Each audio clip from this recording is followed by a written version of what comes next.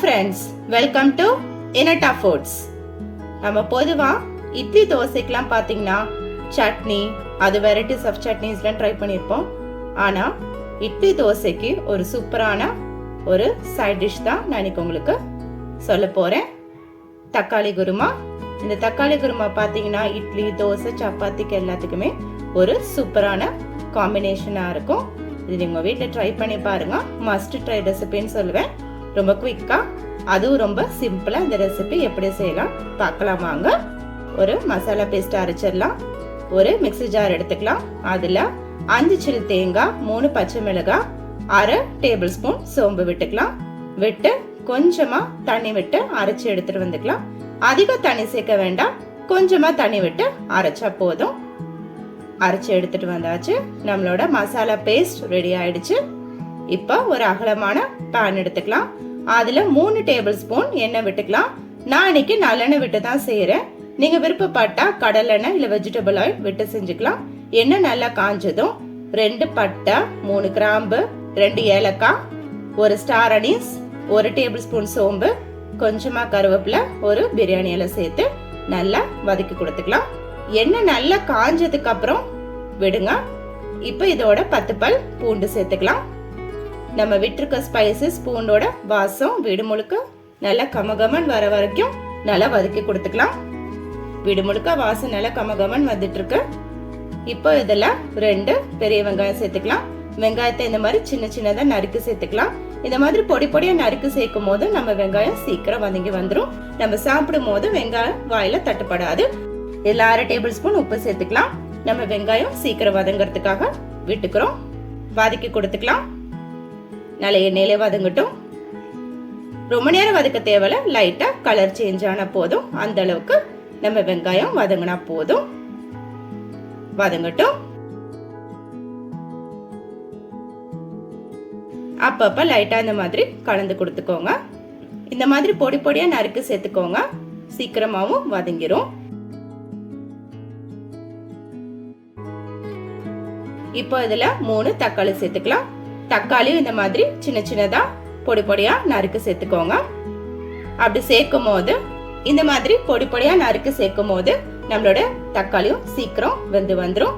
எந்த அளவுக்கு நம்ம தக்காளி வேகணும்னா நல்ல சாஃப்டா மேஷி ஆகணும். ஒரு கவர் லிட் போட்டு க்ளோஸ் பண்ணி கொஞ்ச நேரம் வேக விடலாம். ஒரு 2 மினிட்ஸ் வேக விடலாம். நல்ல சாஃப்டா மேஷி ஆகணும் தக்காளி. அப்பதான் நம்மளோட தக்காளி குருமா நல்ல டேஸ்டா இருக்கும். இப்போ ஓபன் பண்ணி பார்த்துக்கலாம். இன்னும் கொஞ்ச நேரம் வதங்கணும். நல்லா எண்ணெய் பிரிஞ்சு வரணும். அந்த அளவுக்கு நம்மளோட தக்காளி வெங்காயமும் நல்லா வதங்கி வரணும். ஒரு தாட்டி கலந்து கொடுத்துக்கலாம்.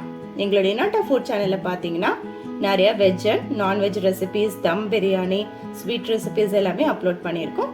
விருப்பப்பட்டா அதை செக் பண்ணி பார்த்துக்கோங்க. இப்போ செகண்ட் டைம் க்ளோஸ் பண்ணியிருக்கேன். மறுபடியும் ஓபன் பண்ணி பார்க்கலாம். நல்லா எண்ணெய் பிரிஞ்சு வந்திருக்கு பாருங்க. நம்ம தக்காளி எல்லாம் நல்லா சாஃப்டா மேஷியா வந்திருக்கு. ஃபர்ஸ்ட் நான் உங்களுக்கு ஓபன் பண்ணி காட்டினதுக்கு இப்பவும் பாருங்க நல்ல டிஃபரன்ஸ் தெரியும். நல்லா சாஃப்டா நல்லா மேஷியா இருக்கு. போதும். ஒரு தாட்டி லிட்டை க்ளோஸ் பண்ணிட்டு ஒரு 2 மினிட்ஸ்க்கு நம்ம வேக விடலாம். 2 மினிட்ஸ் ஆயிடுச்சு. இப்ப பாருங்க நம்ம தக்காளி வெங்காயம் எல்லாம் நல்லா வதங்கி வந்திருக்கு. நல்ல எண்ணெய் பிரிஞ்சு வந்திருக்கு. தக்காளி நல்லா சாஃப்டா மேஷியா இருக்கு. எங்களுடைய இனட்டா ஃபுட் சேனலை ஃபர்ஸ்ட் டைம் பார்க்குறவங்களா இருந்தா சப்ஸ்கிரைப் பட்டனை கிளிக் பண்ணிக்கோங்க. அதோட பக்கத்துல இருக்க பெல் பட்டனை கிளிக் பண்ணிக்கோங்க. இப்போ நம்ம மசாலாக்கள் எல்லாத்தையும் ஆட் பண்ணிக்கலாம். நான் இன்னைக்கு 2 டேபிள் ஸ்பூன் மல்லித்தூள், 1 டேபிள் ஸ்பூன் மிளகாய் தூள், 1/2 டேபிள் ஸ்பூன் மஞ்சத்தூள், 1/2 டேபிள் ஸ்பூன் கரம் மசாலா சேர்த்துக்கிறேன். விட்டு நல்லா வதக்கி கொடுத்துக்கலாம். உங்க காரத்துக்கு தகுந்தாப்புல மிளகாய் தூள் இன்னும் எக்ஸ்ட்ரா கூட சேர்த்துக்கோங்க. ஆனா 1 டேபிள் ஸ்பூன் அளவே போதுமானதா இருக்கும். நம்ம மசாலாக்கள் எல்லாமே எண்ணெயில வதக்கி கொடுத்துக்கலாம். மசாலாவோட பச்சை வாசம் போற அளவுக்கு வதக்கி கொடுத்துக்கலாம். வதங்கட்டும். எங்களோட இனட்டா ஃபுட் சேனலை ஃபர்ஸ்ட் டைம் பார்க்குறவங்களா இருந்தா சப்ஸ்கிரைப் பட்டனை கிளிக் பண்ணிக்கோங்க. இப்போ நம்ம இதில் நம்ம அரைச்சி வச்சிருக்க மசாலா பேஸ்ட்டை ஆட் பண்ணிக்கலாம். விட்டு தேங்காயோட பச்சை மிளகாய் அதோட பச்சை வாசம் போற அளவுக்கு நல்லா கலந்து கொடுத்துக்கலாம். நான் இன்னைக்கு 1 கப் அளவுக்கு தண்ணி சேர்த்திருக்கேன். நான் மிக்ஸி ஜாரை அலசி விட்ட தண்ணி தான் சேர்த்திருக்கேன். எனக்கு தக்காளி குருமா பாத்தீங்கன்னா ரொம்ப தண்ணியா இல்லாமையும் ரொம்ப திக்கா இல்லாமையும் நல்ல சாப்பிட்ற கன்சிஸ்டன்சில இருக்கணும். அதனால 1 கப் அளவுக்கு தண்ணி போதும். கலந்து கொடுத்துக்கலாம். அடுப்பை ஹை ஃப்ளேம்ல வச்சு கலந்து கொடுத்துக்கோங்க. ஒரு கொதி வந்துட்டும். ஒரு கொதி வந்ததும் நம்ம உப்பு காரெல்லாம் கரெக்டா இருக்கா செக் பண்ணிக்கலாம். நல்ல ஒரு கொதி வந்ததுக்கு அப்புறம் செக் பண்ணுங்க. உப்பு காரெல்லாம் கரெக்டா இருக்கு. இப்ப லிட் போட்டு க்ளோஸ் பண்ணிக்கலாம். ஒரு 5 மினிட்ஸ்க்கு நம்ம தக்காளி குருமாவை வேக விடலாம். எண்ணெய் பிரிஞ்சு வரணும். 5 மினிட்ஸ் ஆச்சு. உங்களுக்கு ஓபன் பண்ணி காட்டுறேன். நம்ம தக்காளி குருமா நல்லா வெந்து வந்திருக்கு. வெங்காயம் தக்காளி எதுவுமே பாருங்க தட்டுப்படலாம். நல்லா ஸ்மாஷ் ஆயிடுச்சு. எண்ணெய் பிரிஞ்சு வந்திருக்கு. தக்காளி குருமாவோட கன்சிஸ்டன்சி பாத்தீங்கன்னா கரெக்டா இருக்கு. இந்த அளவுக்கு கன்சிஸ்டன்சி இருந்தால் நமக்கு தோசை இட்லிக்கெல்லாம் போட்டு சாப்பிட்றதுக்கு ஈஸியா இருக்கும். இந்த கன்சிஸ்டன்சி போதுமானது. இப்போ அதில் கொஞ்சமா கொத்தமல்லி விட்டுடலாம். கொத்தமல்லி விட்டுட்டு ஸ்டவ்வை ஆஃப் பண்ணிடலாம். நம்மளோட சுவையான தக்காளி குருமா ரெடி ஆயிடுச்சு. இது உங்க வீட்டில் ட்ரை பண்ணி பாருங்க. ரொம்ப சூப்பரா இருக்கும். நான் சொன்ன அளவுகளே ட்ரை பண்ணி பாருங்க. ட்ரை பண்ணி பார்த்துட்டு உங்க ஃபீட்பேக்கை கமெண்ட் பாக்ஸ்ல தெரிவிங்க. நான் இன்னைக்கு இந்த தக்காளி குருமா பாத்தீங்கன்னா சுட சுட நெய் தோசையோட சர்வ் பண்ண போறேன். தோசை ரெடி ஆயிடுச்சு. சர்வ் பண்றதுக்கு நல்ல சூடா சுவையான நெய் தோசை ரெடி பண்ணிட்டேன்.